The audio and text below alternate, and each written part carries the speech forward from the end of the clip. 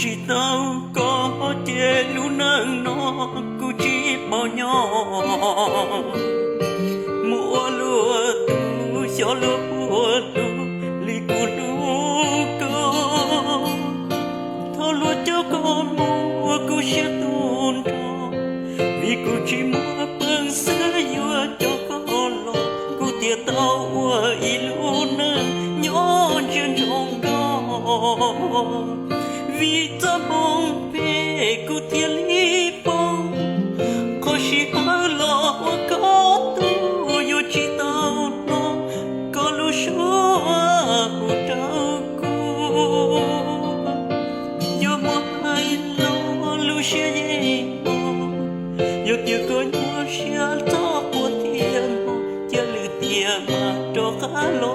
thiên tiền to tu cô lu nâng chia to chỉ li nu có mu nhon thọ lúa tê kê tao tê chơ sao thêm có số số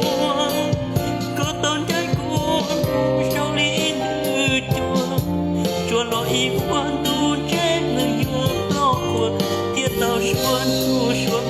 trái nhung cho có chỉ lo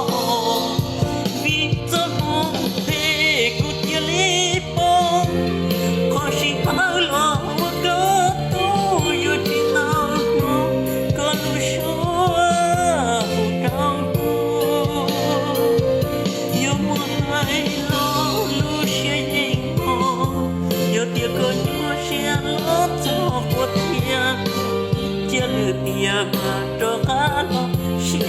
chia tiền tao tu con